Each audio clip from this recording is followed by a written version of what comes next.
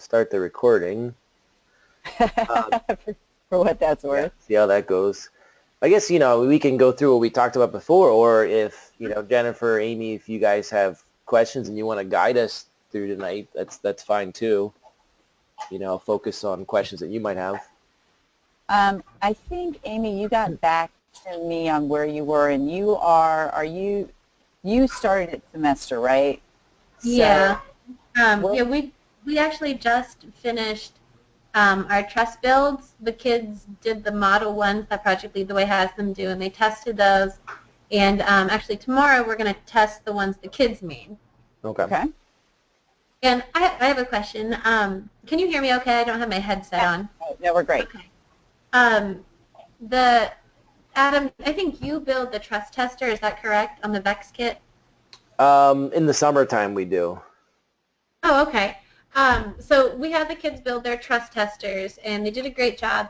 And you know how you put your truss in between the two metal plates, and then they rest on those. You said one's going to be assumed as a roller and one's assumed as a pin. Correct, Right. yeah. Okay.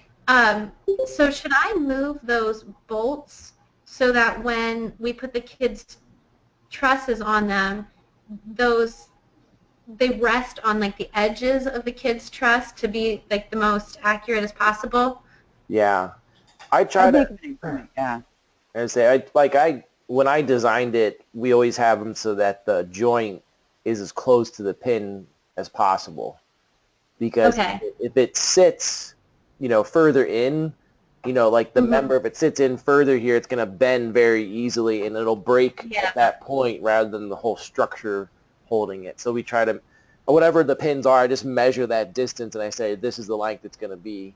And then they design it around So those specs. do you think it would be okay if, since we kind of did it backwards, is it okay you think if I just move the pins to the appropriate spots? Okay, great. Yeah, if you can, sometimes you have a hard time like with, one hole over is one too many, but Yeah.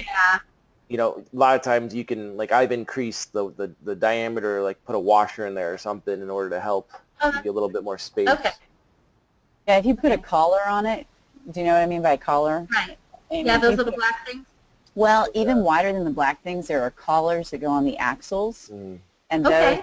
even have it. They have a centimeter diameter, and Okay. so they give you a pretty decent. Like I often have the kids when they are doing things stack a bunch of those and wrap their string around those, so that the Hmm. diameter is the diameter of the collars versus the diameter of the axle.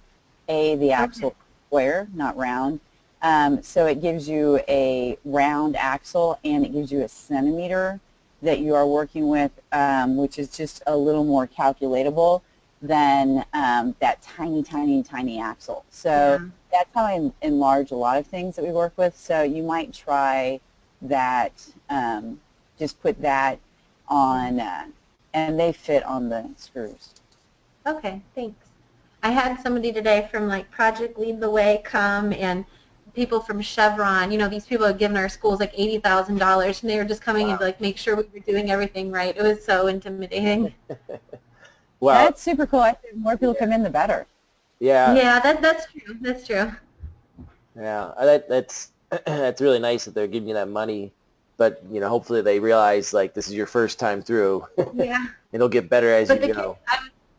yeah, I was proud of them because we had, you know, done everything like in their engineering notebook and they had done all the math for their particular trust. So it was exciting to be able to show them the videos that you have to take and the pictures. So I think we did our song and dance pretty well. That's good. And it's nice. It's a nice spot to be in. I mean, Yeah. really, that you have something physical that you're working with, and the kids Hmm. can show what they've Yeah. practiced. My kids are super used to people coming in and out because I'm kind of the dog and pony show, and Right. so I ask all kinds of people to come in and out, and just when we have a project that I want to judge, like what's the best marble sorter or whatever, I have people come in all the time, and I think that it helps us all. And this class is expensive, and so the Yeah. more people that think it's awesome, the better off you are, I think. Yeah. So that's always great. Well, it was good timing, actually. That's super. Yeah. That's Yeah, I super. thought so too. Did you have So everybody build that, or like each team build their trust tester, or?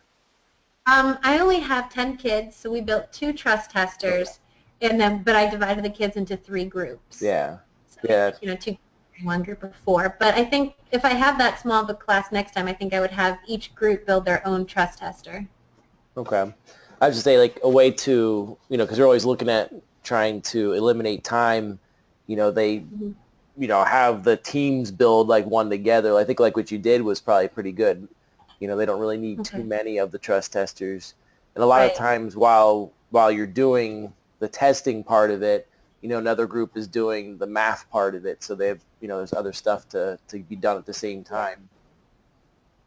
Yeah, it was kind of fun. We had the boys versus the girls build the trust tester, and then, the different teams got to work together. But, yeah, that's a good idea. Cool. Yeah, I know it only from the summer that trust tester's a beast to build. I curse it the whole time I'm building it and think, really, why do I have to take this apart and build it again next summer? But I often think that there's a simpler way to build this massive structure. But yeah, I agree with Adam.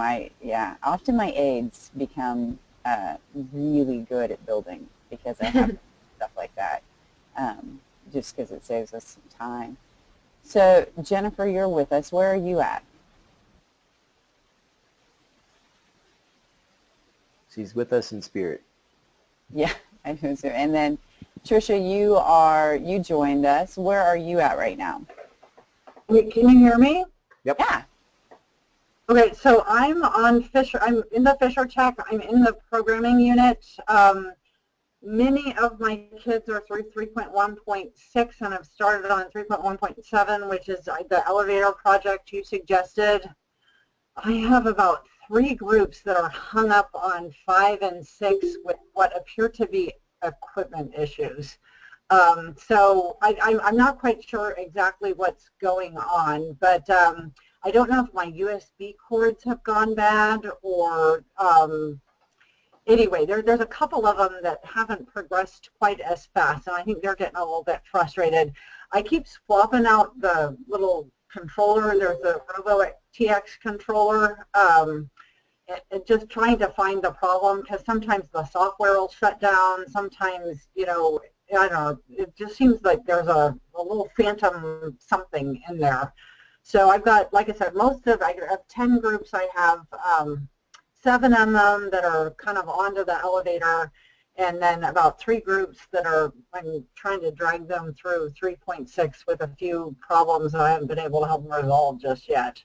But I've got a class of 30, and so it's I guess it's going along. They absolutely don't like this section, but I also rearranged my group so that there's at least one programming person in each group, so they aren't with their friends. And so I think that may be part of why they're not enjoying this topic as much. Yeah, That's good about that. Yeah, I always have them. Well, it's called Going Fishing for Partners, and I have fish that have colors underneath them. There's little plastic fish, and they have numbers on them. So my groups are always randomly selected, so that they're working. And then the only thing is they don't ever have to work with somebody twice. And so they are actually doing the only build they get to pick a partner on is the ping pong ball launcher, because it's all built at home. So because of that, I feel like I need to give them free reign to work with people they know, who they live by, who their parents feel comfortable letting them be with. So so that's the only one. So my kids always, it's just a big colored fishbowl that they just reach in and grab a fish. So now I control it a little bit, because the fish there are 4 fish to a color, and they're numbered 1 through 4, because my kids are in groups of 2. And I will either decide that they're going to be consecutive, 1, 2 will be together, 3, 4 will be together, or evens and odds. And so I control that piece of it, and I don't know if they figured out that I totally control that or not. But so it's kind of so they never work with their friends unless it comes through that fish. So so yeah, and then you had decided not to do the marble sorter, which, by the way, I think is probably at this point in the year a good choice. I think they'll get everything they need out of doing that elevator. So I do want to hit the statistics, and then they've been just begging for like a vehicle project. Oh, let's make an airplane, let's make a car, let's make a this. You know, never mind that we did the solar car. I kind of feel like we should have gotten a car out of our system then. So I haven't really looked too much ahead of it, but there looked like there was that velocity drop one, and so I was going to see if we could work that into a bit of a vehicle type of a project where they Well, can, that is a vehicle project. There's the self-propelled vehicle in Yep. 4.2. So that one would get you there. I've only done it twice because I never have time. And we do a launcher instead. But if you've got time, it's a pretty good project. They kind of all become mousetrap cars, to be honest, though they get any choice they want. But pretty much they all become mousetrap cars. yeah. Well, I'm also considering like a little kit that there's extra parts, and they would have to model them and then print them on the 3D printer. But I'm a little afraid of 30 kids on the 3D printer. Right now, I have a smaller class where I've got one kid kind of working the 3D printer, and he's done a lot of the troubleshooting, but we've had to replace out a couple of parts, and it's giving me an error where supposedly I need a new Mighty board, and I'm just not sure it can handle the entire class. I hate to start a project that we're totally dependent on the 3D printer and then have it crap out.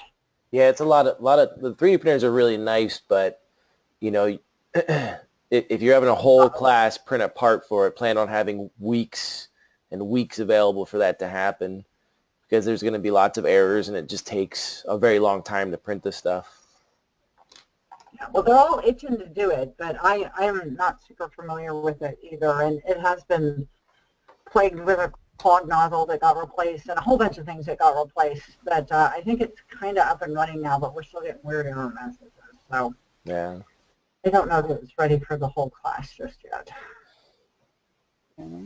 Miguel, you've joined us. We're just kind of touching base with people since there's so few to see where people are and what they're doing. If you want to drop in and let us know where you're working. And then, Evan, I know you're working in Unit 3, and it sounds like your cortexes are the ancient kind. Yeah. So it sounds like you had to use a different version of Robot C, which, as long as it's still available, I guess that's probably okay. Yeah, unfortunately, else, that's man? not. That was pre us. When we switched over Right. to Dex, it wasn't. I mean, we had gotten those for our TSA chapter, but we never did the programming with it. We just hardwired it. But so I don't have much experience with them. I don't have any. Yeah, ours came straight with the Cortex version of it as well. Well, we had talked about Adam kind of talking through his troubleshooting setup for the Cortex, and my kids know, like, they don't even raise their hands until they've done this cycle that Adam's going to talk about, because it's at the point that we're at right now, probably everybody at least once a day loses communication with their Cortex, and they'll always call me over and want me to solve that problem, and I don't live in the Cortex, so I don't really know the answer to why that happens, except for the fact that going through this cycle that Adam's going to talk about fixes it. And it's actually, this version of Robot C has been so much friendlier than the last version. The last version made me like want to poke my eyes out. And so this one, they don't know it because they think it's a problem, but last year was like, wow, it was awful. So this feels like a dream to me that we can really fix most everything. So you want to run through that, Adam, and we'll... Sure, yeah. I'll kind of... So what I end up doing with when you have the Cortex issues, and typically, like Karen was saying, it's usually just right at the beginning, just getting the dang thing to talk to the computer. And then once you can get it to talk to the computer, maybe it goes down, but then you can get it back usually pretty quickly.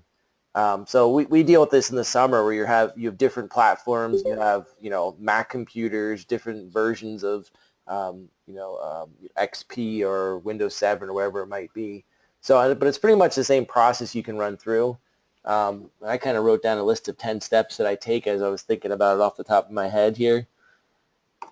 So, the first thing that I find a lot of my students do when they plug in their Cortex and it doesn't work is they plug it in and they try to download the firmware right away. And depending on the computer, usually what you have to do is plug in that Cortex the first time, meaning taking that orange cable, plug it into the computer, plug it into the top of the Cortex without the battery, or have it turned off, and then just down here in your lower right-hand corner of your screen, you should see like a little wheel spinning, if you will, that's saying that it's trying to find the driver, it's trying to figure out where it's supposed to be, and then eventually it should say that it's connected and ready to use. If that never really happens, then that might be the initial issue you have to figure out. Why is it not even picking up that there's something plugged in there? Sometimes it's just a matter of switching your USB cable to a different port, and then it picks it up. Other times, we have to go in and actually look at updating firmware and different things. That typically doesn't happen too often, though. So I always make sure that if it's still not working, I did see a download said ready to go. I make sure I have the correct platform type and language selected. In Robot C, there's actually the download method you can change, which is up here. If you go to Robot, there's a VEX Cortex communication mode where if you're using the VEX keys, you may or may not want to have this selected. If it doesn't seem to work, sometimes I just switch it over to USB only, and that's helped for some computers. We do this thing called cycling the Cortex, which a lot of times is one of the first things I try, but it's just a matter of you literally unplug the Cortex, the USB cable, give it a couple of seconds, and then plug it back in. That gives it time to kind of reboot, if you will, and try again. See if you can download the firmware to it. See if you can connect to it. If you can't, cycle it again. So I usually do that a couple of times. If that still doesn't work, I usually try to close the program, cycle the Cortex. I'll plug the program or turn the program back on, plug the Cortex back in, see if I can get it to work. If that still doesn't work, a lot of times I just will go to a different computer with that same Cortex, and for some reason it'll just work just fine. Whatever reason that one computer didn't like it, and then usually you can go back to the computer where it didn't work and it'll work. All else fails, there's a little button. I don't remember if it's called reset. I don't know, Karen, you remember what that little button's called that you press? I think it's called reset. It just reset? Yeah. I think it's reset.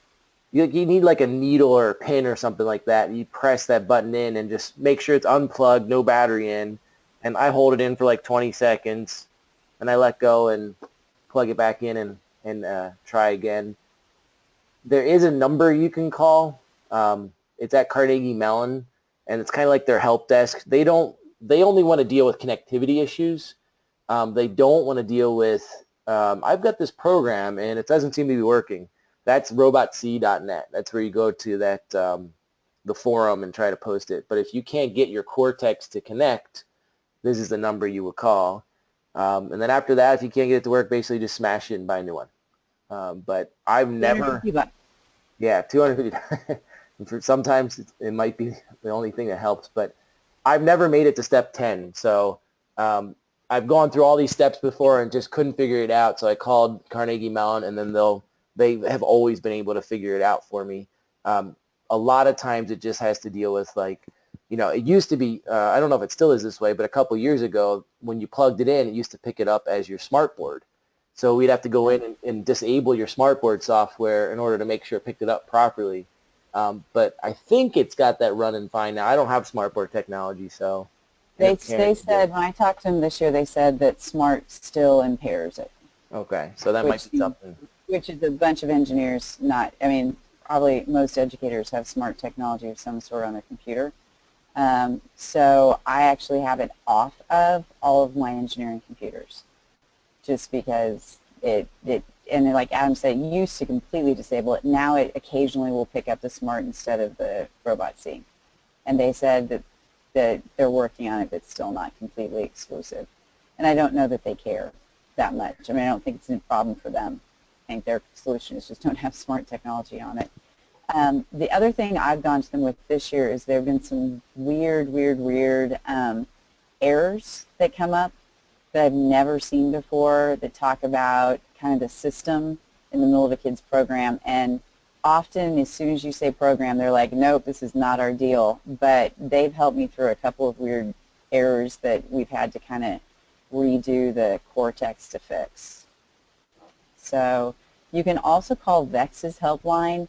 About the time that you push that little reset button, sometimes they'll also talk you through loading some drivers that I didn't even know where to find or what to do, or that was missing. And so that's happened on a couple of them that I got to step 8 with. I'd say for the most part, you know, in the summertime, we'll have, you know, 10 to 20 participants, and, you know, pretty much everybody we get connected with just, you know, the first couple steps up here. It's only a few times that we'll have to go any further than that to really get them to work. Yeah, I think it's much better. There is one, somebody had asked for a video of a marble sorter, and I have one of mine from last year. Adam, if you give me the screen, I'll go show that.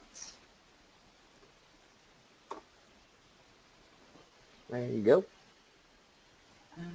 Okay, let's see if I can. Yeah, there's, out on YouTube, there's lots and lots of sorters. Yeah, it's actually kind of research for my kids is to go out and find it.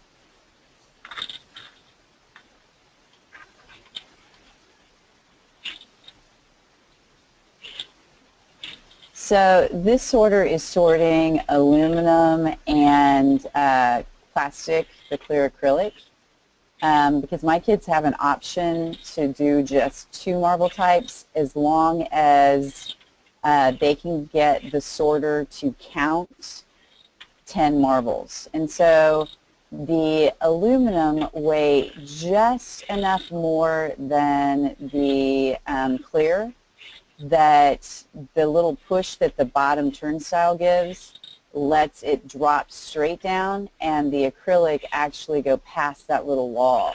So they're really using inertia. You'll notice that he has added a couple more because I make them put like 8 of them in, and then they have to stop it, pull it back up, and show me that it actually counted. So my kids have 2 options on the sorters.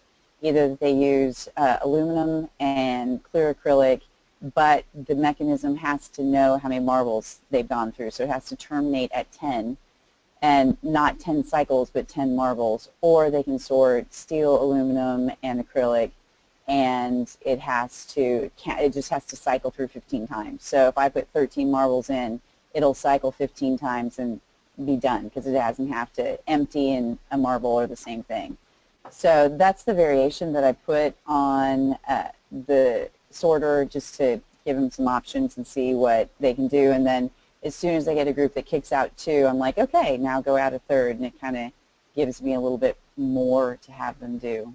So that's it. And like Adam said, my kids, the first year we had VEX, it was kind of cool because there were no sorters out there, because we had done Fisher Tech for years. And I guarantee you my kids' stuff's out there because they tape it all the time and upload it. So I know that my kids' marble sorters are out there, their pasta bridges are out there, ping pong ball launchers are out there, because they can't, you know, open a door without videotaping it and putting it on YouTube. So they, I actually loaded my first YouTube video. When I loaded the video the other day, I was like, look at me, almost being 14 years old now. So they have that research, and I don't hate that, actually. I think that is exactly what it is, research. You know, the United States has more patents for improvements than they have for new ideas.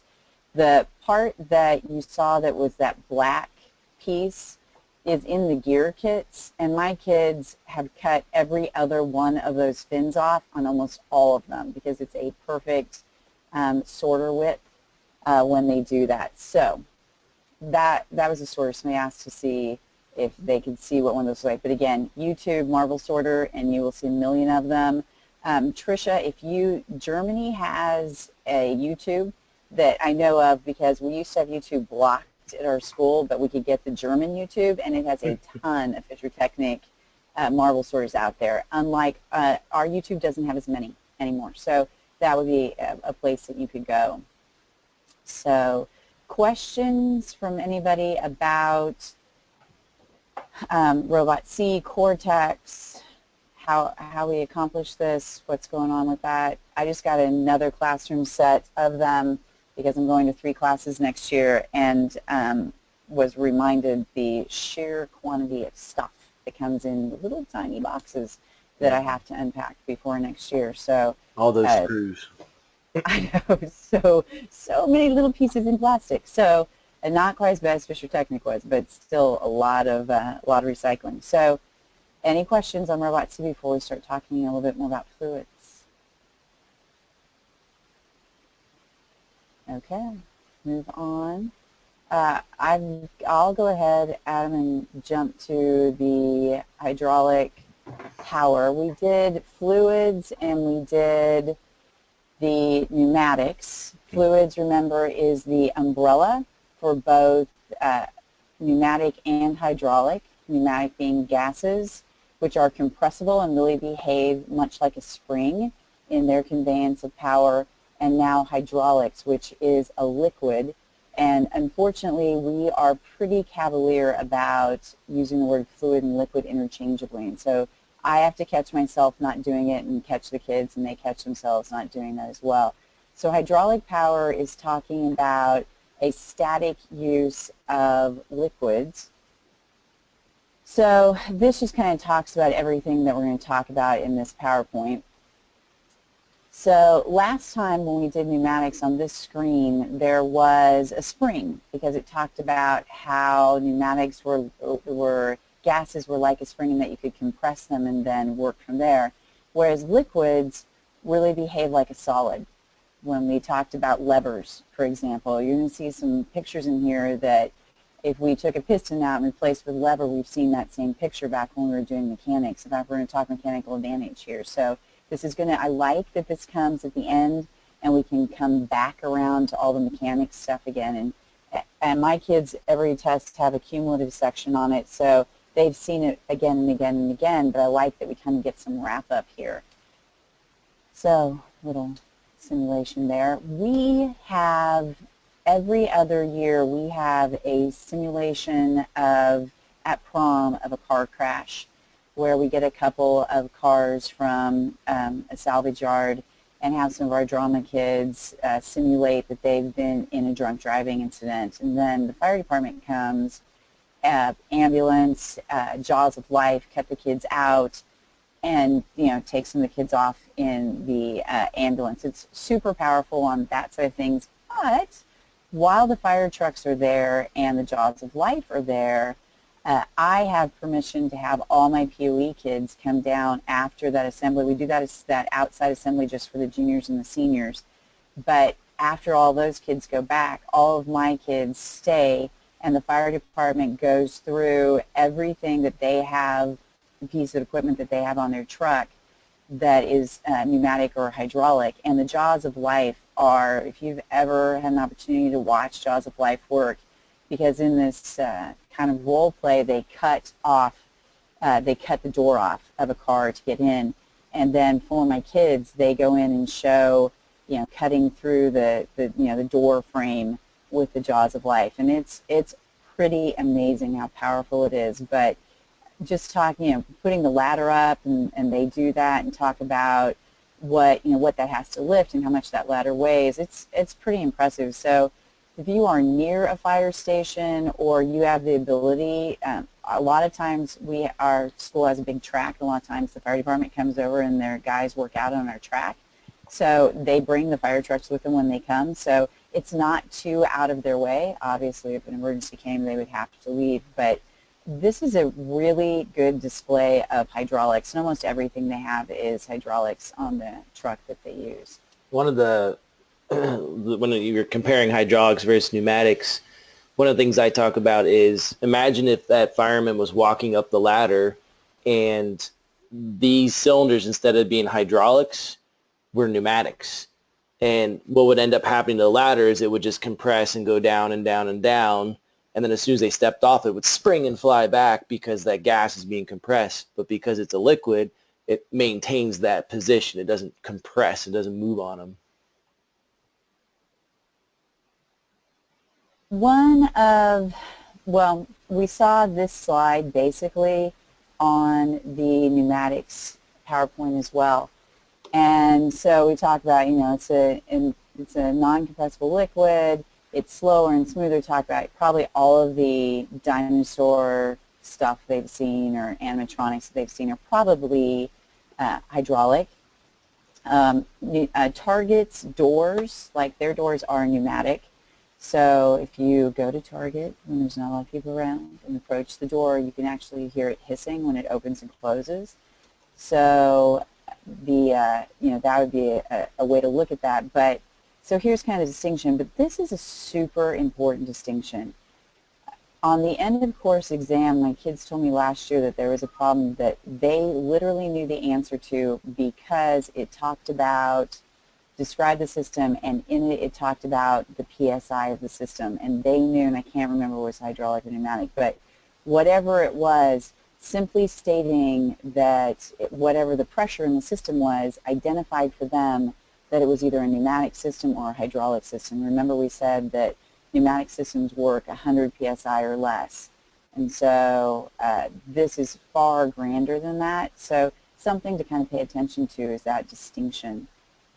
Certainly the use of water has been around for a long time. Here we have a water wheel, and you can kind of talk about, my kids are doing a lot of European history at the age that they're at, and we talk about where did towns set up and why were they near the water, and certainly there is some getting to the town, but there was also the sawmill, things like that were powered by the water wheel.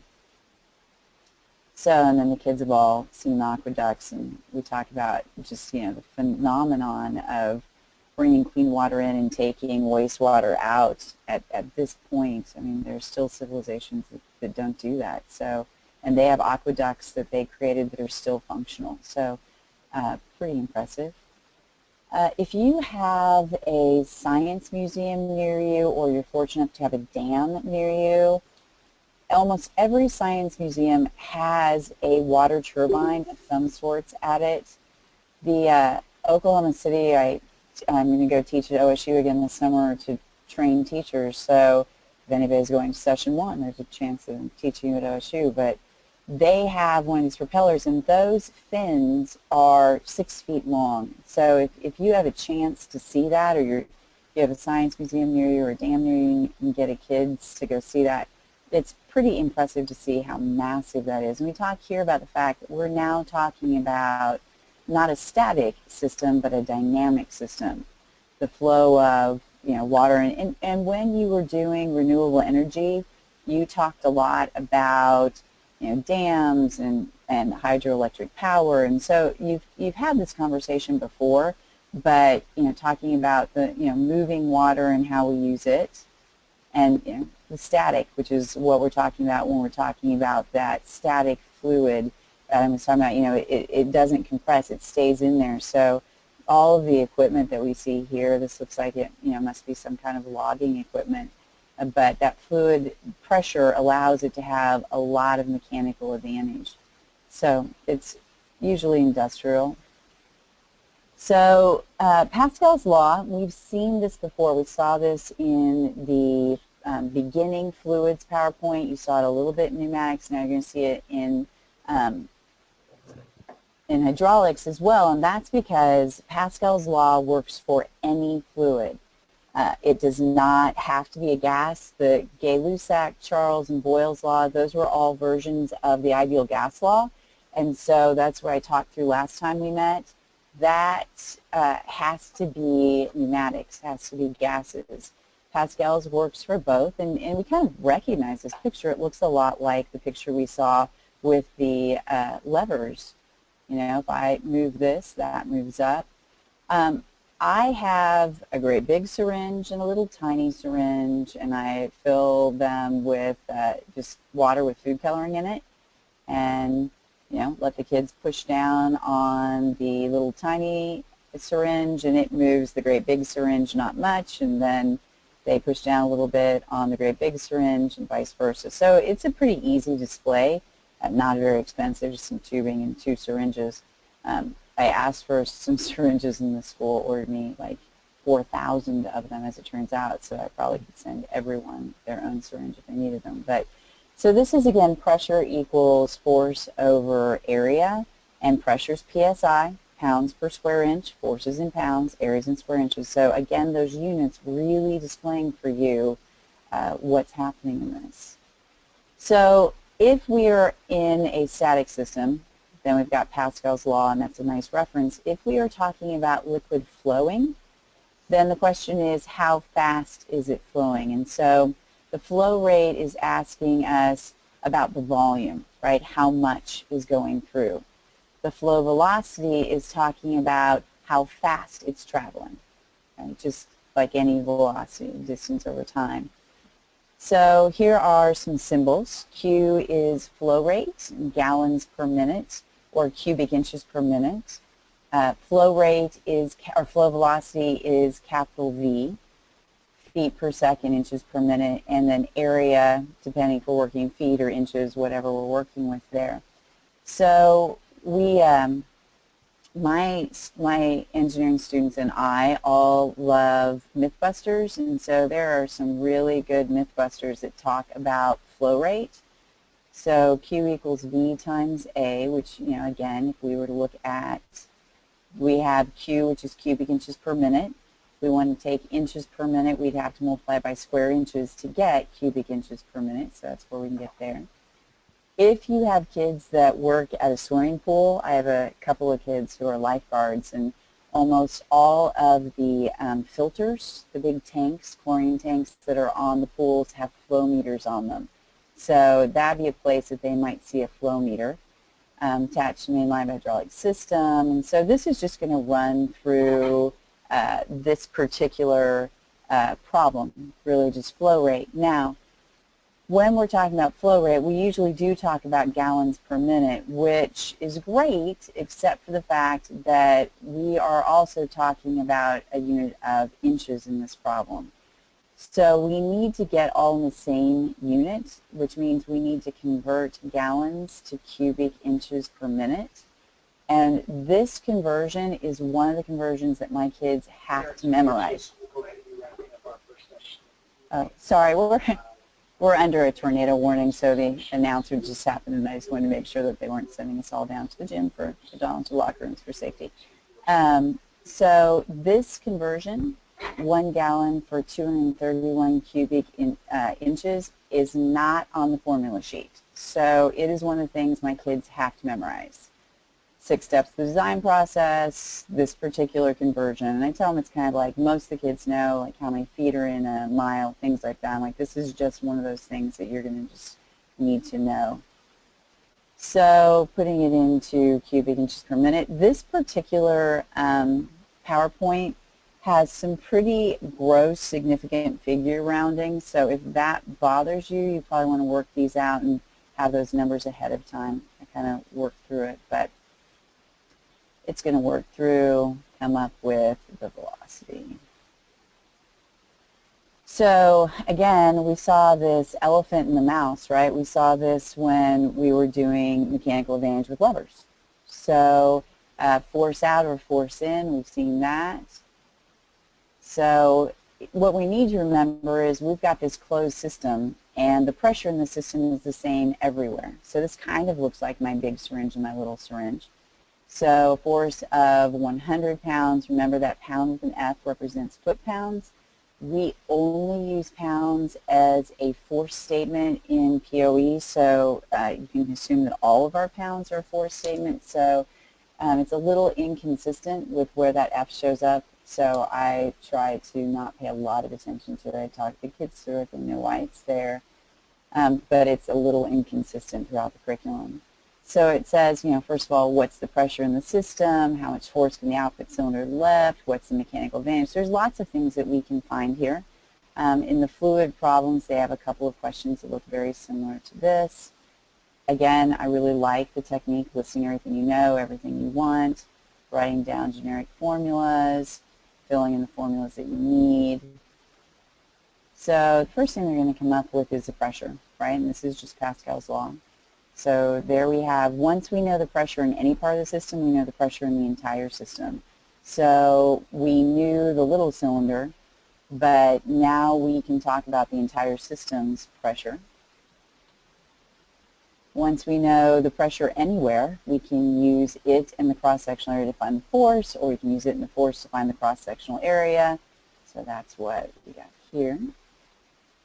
Once we know force out over force in, we now have the ability to find mechanical advantage. So that's very, very similar to the lever stuff that we did. Bernoulli's principle, the kids, if they've had some physics or chemistry, maybe they've seen some stuff about Bernoulli. So an increase in velocity results in a decrease in pressure, vice versa. I tell the kids all the time, this is like the main stairwell, right? So we have a couple of stairwells in our school, and we're all walking along, we get to the stairwell, and we slow down, and it gets tighter, and as soon as we get to the top of the stairwell, it spreads out and it gets faster. So I liken it to the stairwell, and that really kind of helps them physically understand that increase in velocity, when you can go faster, it's not as tight. So it kind of helps them remember what that is. Viscosity, speaking of, I brought Mythbusters a little bit ago. One of the episodes that you can go out and find, because Mythbusters is on everywhere on YouTube, is there was an episode where they tried to figure out if you could swim through molasses or swim through water faster.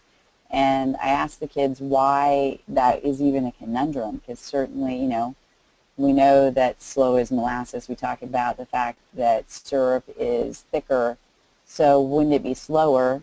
But the point they bring up is then, because it's thicker, you can get more pull off of it with your hands and your feet. So being Mythbusters, of course, they dig a huge pit, line it, and fill it with a substance that's the same viscosity as molasses. So they have a really nice talk about viscosity. And as always, they try it on their own. They can't figure it out, and they get some Olympic swimmer to come in and do it. But it's a nice talk about viscosity. I talked to the kids just about the fact that in our house, when it's time to use the syrup, we always put it in the microwave for a little bit, and then it pours out easier. So most of the kids completely get that. So if there's an increase in temperature, then it's thinner. It's easier to flow. If there's a decrease in temperature, then it's thicker. So they use honey or syrup in their house. Maybe you can link it to that. So here are the components of the hydraulic system. Adam or I, one of us, talked about the components, and then we talked about where those all were in the pneumatic system. The thing that you'll see here that you didn't, or that you don't see here that you saw in the pneumatic system, is there isn't a drain. Pneumatic systems usually draw in air and they draw in the moisture, and so that has to be drained out. So we don't see that here, but besides that, you see almost all of the same parts: the pump, the reservoir, right, the filter, the transmission lines, the valve, all of the things that happen to the cylinder in this case. So kind of talk through that, talk about the valves. In the, Tricia, if you have the Fisher parts, you have a fantastic solenoid valve that I wish I would have kept, because I handed all my Fisher Technics off. But it has this nice little solenoid valve that that you can really show closing one valve and opening the other. So it's kind of nice, and so that kind of flows in there. So that's kind of a quick and dirty of hydraulics. My kids, when they first see this, they have like a little flashback to thermodynamics, because they think it's going to be super hard like that, and then they're like, really, this is so easy, like, bring it. So it's kind of nice to have something mathematically isn't as challenging as thermodynamics and statics were for folks. Yeah, it's definitely more plug and chug. Yeah, it certainly is. It certainly is. Questions on that? Okay. All right. Yeah. I can demonstrate the practice problems here. Let me get those. So one of the areas you would go into, you're then, really during this, you get into fluid power, you're doing pneumatics, you get out these practice problems. And they give you a whole bunch of different problems which break it into pneumatics and hydraulics. And what's nice about this is that it allows the kids to see a problem and have to pick it apart and figure out what the heck it's talking about. So they have to go back and revisit some of the new terminology, understand what formula I'm looking for. Some of these it doesn't really, I guess, change it up a little bit, but a lot of times it might not exactly come out and say, this is what I'm looking for. So they have to look at the formula. All right, so I have pressure, I have volume. What am I missing? Okay, I'm missing the second pressure. I can go through and solve for it. But just like any of the practice problems that we have, the answers are out there. So, it's probably in your best interest, even though there is an answer key for this, just to go through and change a couple numbers because they'll just Google it right away and copy down all the answers and turn that in. Super easy to bust them on this one because the sketches are really distinct and don't make any sense on a couple of them. Like, there's no way I would sketch the picture that they have based on that story. So when I'm going through, I'm going to let you go down. The one that looks like a baseball. It's a gauge problem. The piston, first of all, they would never draw pistons, but keep going down. The one that how I bust that one right there, that problem, they will, if they copied this, they will copy that picture verbatim. And they have no idea. It's a picture of a gauge. It looks like a baseball sitting on a tee. But this is the one that I bust them for. My rule on Googling, because I'm really convinced that my kids don't know when they cross the line on cheating.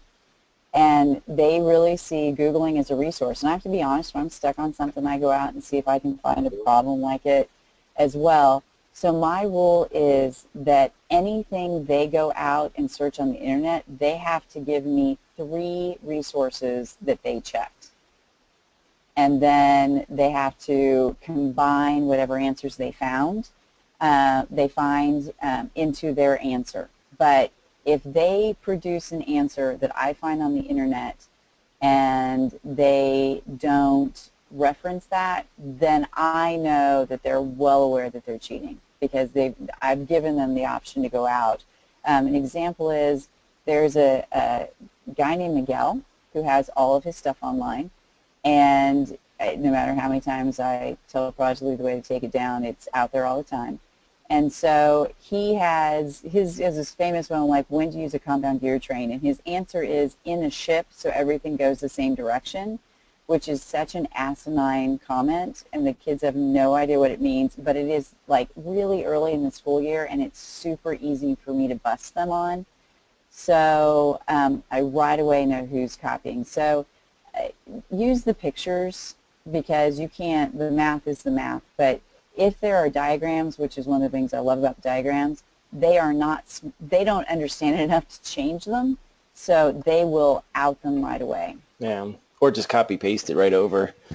Right. I've had students that turn in the answer key and it says answer key right there on top. It's pretty sad. So yeah, I definitely make sure now I go through and change the numbers, and quite often I give them this assignment, and if I'm not grading it, I don't care, but I'll give them a quiz that's a practice quiz, so then they can't copy. So this one I would give them the pneumatic problems, like you go over the pneumatic PowerPoint, and I'd go through and figure out which one of the pneumatic problems and give those to them the one night, and then the next time you get through the hydraulic stuff, give them the rest of it, and gives them some practice at it. There are some other activities that go along with this that I don't really do. It just gets down to what can you cut, and this is one of the things that I do cut. But there's a hydraulic demonstration and there's a pneumatic demonstration activity. And basically what they're going to do is either you bring in something that's a hydraulic or pneumatic system and demonstrate in front of the class, and they have to find those basic components. Usually I say it's 5 basic components, and point out what it is, or they can actually go out onto the internet, find a pneumatic or hydraulic system, and I have them in like PowerPoint just make a couple of slides. Here's the pistons, and here's the valves, and here's the pump. Excuse me. So they can kind of highlight and really point out what those pieces are. So it's kind of a quick activity, and really it could be something you can give to them if it's a day you're out or a relatively easy homework assignment. Go ahead and move to our third and final section of the evening. I don't know if that's a question for me or not, but so there's those out there. There's also an activity that's called the hydraulic lift design. This one was actually a pretty cool activity. It's a project where the students are given certain materials that you might have, and they have to measure different cylinders, figure out what the volume is going to be, how much work will be done. But eventually they hook it up to some sort of board, and I created something similar to this where it's just a flat board that I can put in a bench clamp or clamp down to a table, and the 2 syringes are held on to the board, and basically you're trying to see what the mechanical advantage is based off of a small cylinder or a small syringe to a large syringe, and then trying to find a way to increase the mechanical advantage. So somehow what they end up doing is instead of just using the syringes, you end up using a lever arm or a wheel and axle or some other simple machine to take the input or output of the system and be able to increase the mechanical advantage of the overall system. And it's a pretty neat activity or a pretty neat project. It just takes a good bit of time towards the end of the year when you don't really have a ton of time to put forth. And I really do feel with the presentations and the practice problems and that type of stuff that the students grasp the concepts and they get the content that they need.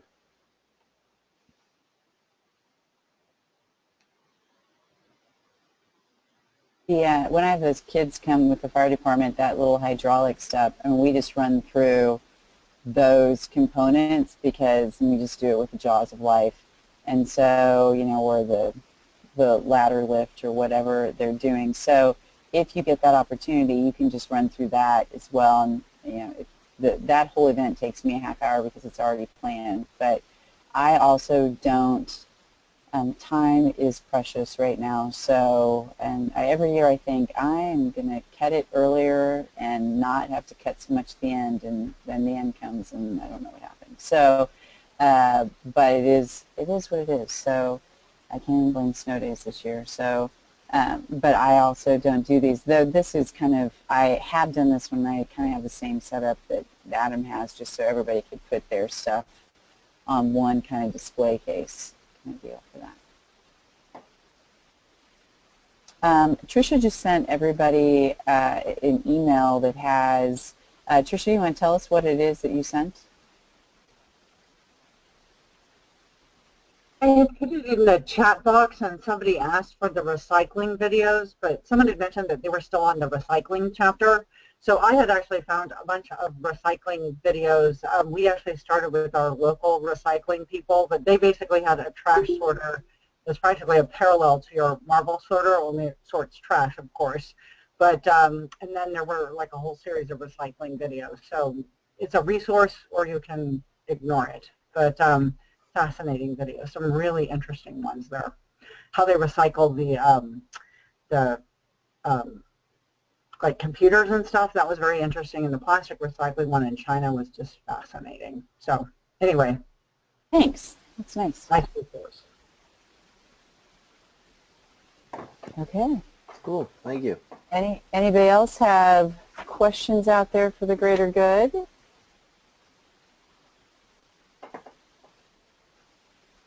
No? Okay. So we will meet again in May. Golly, that's just freakishly true, isn't it? May 10th. May 10th, yeah. Adam's going to cover for me because my son has a music concert that night. So, but we'll send out information, kind of figure out what's going on. In the next couple of weeks, though, if you get stuck on anything, give us a holler and we can do what we can to get you through where you're at. Okay? It looks like we're down to, Can you hear me? sorry? I just had a quick question. I've just been having a really hard time with my phone, with my connection here. Okay. Yeah, we can hear you. I have a question about reordering parts. My school is asking me about what do I need to reorder, and I looked through the parts list, but there's nowhere to find those little pieces like the spacers. How do I just go to Home Depot, and where would I get those small parts like that? You'd have to go to Vex. Yeah. The screws I get, or the nuts I get probably at a hardware store because Yeah, they're cheaper true. than Vex, but the little spacers, if you go to Vex and they have a great search in the top right corner and just put spacers and it'll come up. Parts will come up.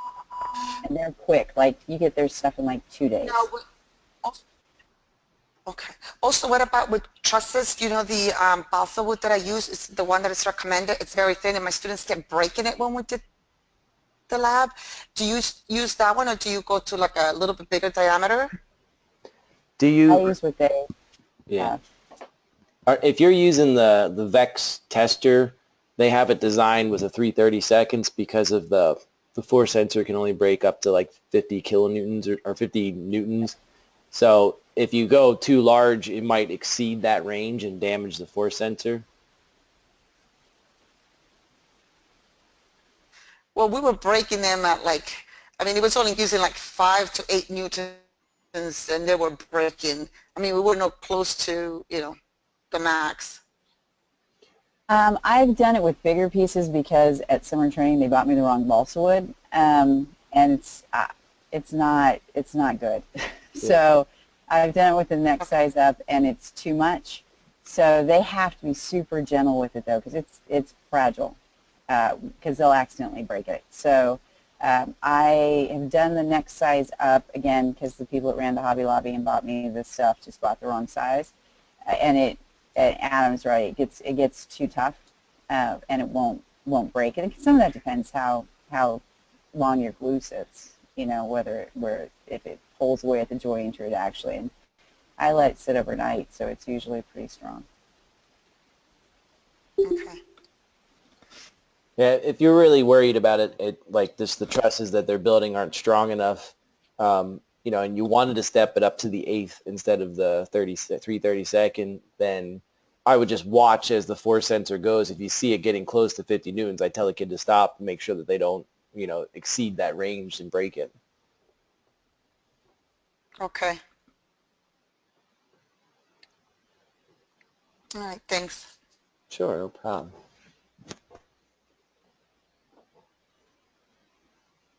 Okay.